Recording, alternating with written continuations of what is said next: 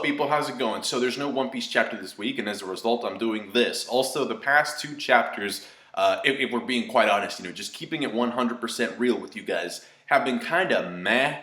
Most people complained a lot about the previous chapter. So to me, like, the last 2 chapters have been kind of just okay, average, and I don't think the breaks in between them have actually helped. So that's why I'm also doing this. I'm trying to get you excited. And there's a lot of stuff to be excited about if you're a One Piece fan at this point in time. So recently, according to Sandman, and Sandman is a translator, he translates a lot of One Piece related content, he says that an editor revealed in a talk show, okay, that the upcoming Wano arc will be the most amazing arc since Marineford. Man, these One Piece editors sure know how to hype people up, don't they? So fan expectations for this arc are literally soaring through the roof. For those of you who don't know, Oda has said in previous statements that he really wants to get to the Wano arc. He wants to be able to draw it. We know that Wano is going to be based off of Japan, so there's a sense of, sort of home country pride associated to it. So he wants to do that art justice. We also know there's going to be this huge, big event in Kyoto. I think it's in October. But anyway, nobody knows what that is. They're really being secretive about it. They want to keep it under wraps. But the whole point of the event is to celebrate One Piece's 20th anniversary, which, if you remember, last year, the editor said that they wanted to do it. The timeline for the arcs was this. They wanted to finish up Whole Cake Island this year. Then we're going to the Reverie, and then we're going to start Wano. And as of right now, we don't really know if that schedule is accurate anymore, simply because we don't know how many chapters are left to conclude Whole Cake Island, and we also don't know how long the Reverie is going to be. But the reason for why they wanted to make a push for Wano to start in 2017 is that they wanted Wano to start the same year as the 20th anniversary for One Piece. Now, if this editor is saying that Wano will be able to match Marineford in terms of amazingness, we have to look at it like this. So what can literally match or sort of be in the same level as a war? Another war, right? More like a civil war or an internal rebellion, a resurgence, because if you remember, the whole point of going to Wano is to overthrow the shogun and defeat Kaido so that they can stop Wano from being an isolationist country and open up the borders. Now, if Capone decides to join Luffy after Whole Cake Island, we are literally confirming that 9 out of the 11 supernovas will be at Wano already. And speaking of the supernovas, since I'm pretty sure that Akainu is going to be at the Reverie, expect to learn something new about Bonnie pretty soon. Because I'm pretty sure that Akainu is probably going to mention her in a conversation and say, like, yeah, that girl, she got away, like, she's so much trouble, you don't understand. So we might learn why Bonnie is so valuable to the world government at the Reverie. I already uploaded a video in the past talking about the Reverie in depth, and I also made a video talking about how I think the Wano arc is going to start and how it's going to end. So instead, I'm going to be talking about what to expect from each of the Straw Hats moving forward to the Wano arc. Now, I'm not going to be talking about Frankie and Chopper because unfortunately I have nothing to go on. I have nothing to show you as evidence to say, yeah, this is where these characters are going or where they're going to end up doing in Wano. So I can't talk about them. And I also can't really talk about Jinbei because I kind of get the feeling that Jinbei is about to have a pretty big moment before the Whole Cake Island arc ends. Which brings me to my next point, which is that in order to understand what's going to happen to Nami and Sanji in Wano, we first have to see what happens to them before the end of the Whole Cake Island arc.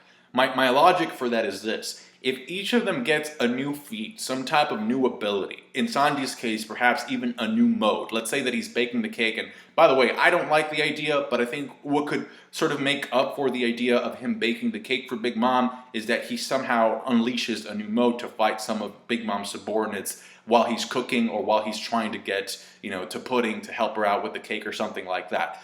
If that happens for Sanji or Nami, we have the whole sort of Zeus affiliation issue. A lot of people don't like that. But if they get a new power up, some type of new skill or technique by the end of Whole Cake, then we can definitely expect for them to reuse that ability or technique in Wano. So long story short, either Nami and Sanji get something new by the end of Whole Cake, or they end up getting something new when the fighting starts going down in Wano. Another idea I have is that if Sanji helps make the cake for Big Mom, okay, Big Mom's going to eat the cake, she's going to find it delicious, but then she's going to be like, wow, who made this delicious cake? And then the people around her are going to be like, Sanji, but he's already left. And she's going to be like, what? No, like, this is delicious. Like, I want more. Bring me Sanji. And so that's going to be a big enough reason for Big Mom to want to pursue and chase the Straw Hats. Unless Pudding does something to her memory, she's definitely going to want to chase after the Straw Hats and fight Luffy. I think it's going to be a 1v1 for the right to have Sanji as their crew's cook. Next, let's talk about Robin. So Robin is absolutely crucial because she's literally the only character in the series, in the world that we know of right now, that can read the poneglyphs the right way. Remember, there are two other ways of reading the poneglyphs. One is by having Roger's ability to hear the voices of all things, and the other one is by being a member of the Three-Eyed Tribe like Pudding. But even Pudding hasn't been able to awaken that ability. So as of right now, Robin is literally the only person who could read those poneglyphs. So her priority is definitely going to be to infiltrate Wano to go and find that road poneglyph that's under Kaido. Now, I'm pretty sure they're going to have to send a group, not just her, just because I think Luffy and the rest of the Straw Hats are aware of how valuable Robin is. I mean, she's literally their ticket to Raftel at this point. In fact, not to be pessimistic or anything, but she may already be captured by Kaido if Kaido knows her value. Pudding was supposed to be Big Mom's translator. As far as we know, Kaido doesn't have a translator for the poneglyph, so if he knows what she can do, I'm pretty sure that he's not going to let her escape. Also, because of the way that Oda loves building things up, I'm pretty sure that Robin translating and deciphering the copies that Brook has isn't going to happen until the very end of the arc. I don't see Brook just meeting up with her. Let's say she's not captured, okay?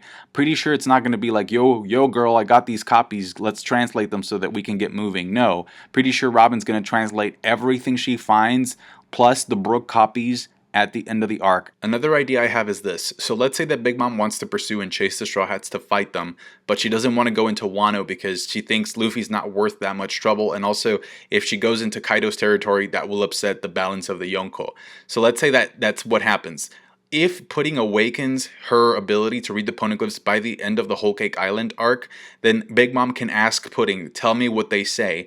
And if there is the name of an island on one of those poneglyphs, let's say the road poneglyph says one of the points to get to Raftel is X island, right? So Big Mom can say, okay, instead of chasing them to Wano, let's go to this island and wait for them there because we know where they're headed anyway. We'll just wait for them to get there and then we'll fight them. When it comes to Brook, I definitely expect him to get a one-on-one fight in Wano for sure.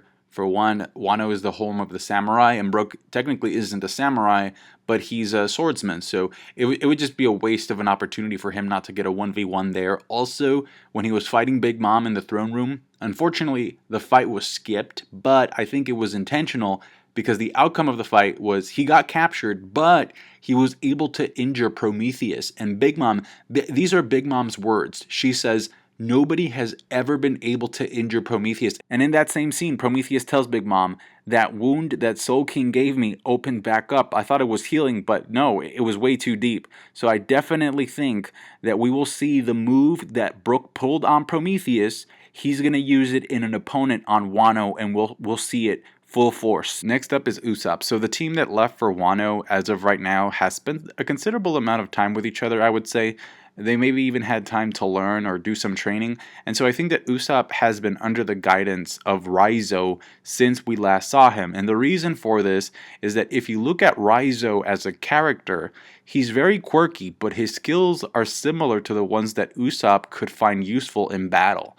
There's a lot of smoke and mirrors involved. Disappearance, clone, and substitution jutsu. I mean, even the ninja shuriken that he uses are something that Usopp himself has used before in his fight against Luffy. So I definitely expect Usopp to be more well-learned in the ninja arts of deception by the next time we see him. And since Oda doesn't really do training arcs, also expect him to be a lot better at using his observation haki. Along kind of the same lines, I'm pretty sure that Zoro has been learning some stuff from Kinemon in this time that we haven't seen him. If you remember back in Punk Hazard, Kinemon showcased the ability of being able to cut fire. He literally cuts through blazes of fire, opens up the flames with his sword as if he were Moses. So I'm pretty sure that Zoro's learning some tips from him. There might be a samurai in Wano that knows how to cut all of the elements, so Zoro might learn something from him, or maybe there's a samurai for each element, I don't know, but definitely expect Zoro to be able to cut something that we've never seen him cut before. What else about Zoro? Oh yeah, he's going to be opening his eye, or at least using his eye-related technique that we haven't seen before.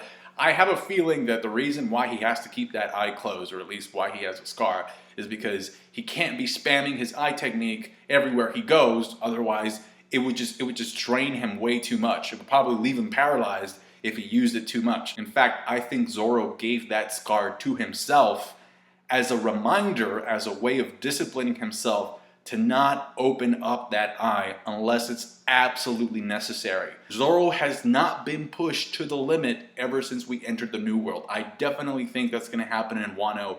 I personally think he's going to end up fighting Jack, using his eye ability against Jack, okay? And here's the thing, you have to, especially when it comes to Zoro and Luffy, don't expect anything new unless they get pushed to a corner and they're like, okay, it's time, man, it's time. Luffy Gear 5th, I don't know if that may happen, but Zoro's eye will definitely be awakened and be opened up by the end of Wano. I guarantee you that's going to happen. And expect both Luffy and Zoro to be at the brink of death after they unlock or they use these new modes. And a lot of people think that taking down Kaido is going to be a group effort, mainly relating to the supernovas coming together as a team to try and take him down. And I definitely agree with that sentiment, but at the same time, I also think that if that happens, Luffy, because he's the main character, will land the final KO blow on Kaido. And because of that, I definitely think Kid is going to be jealous, and after that fight, after Wano, the rivalry between Kid and Luffy will be a lot more well established. It will be a lot stronger. And so I definitely foresee Kid going out of his way to complicate Luffy's journey a lot more in the future. And this was kind of foreshadowed initially by Kid's intent of wanting to aim for Shanks first when he was having that alliance meeting. Finally, I just want to leave you guys with some amazing looking fan art of Kaido's mythical dragon Zoan devil fruit. Okay, some of the stuff these fans come up with is great. I'll leave the link in the description, but here it is. Are you ready for this? I don't think you're ready for this. Boom, here we go. Look at that. Actually, no, that's not it. You know, sometimes I get the files confused and stuff, but here we go. Look at this. Holy crap. This is amazing, yo. Wow. Beastly stuff. Get on the hype train to Wano. Choo choo.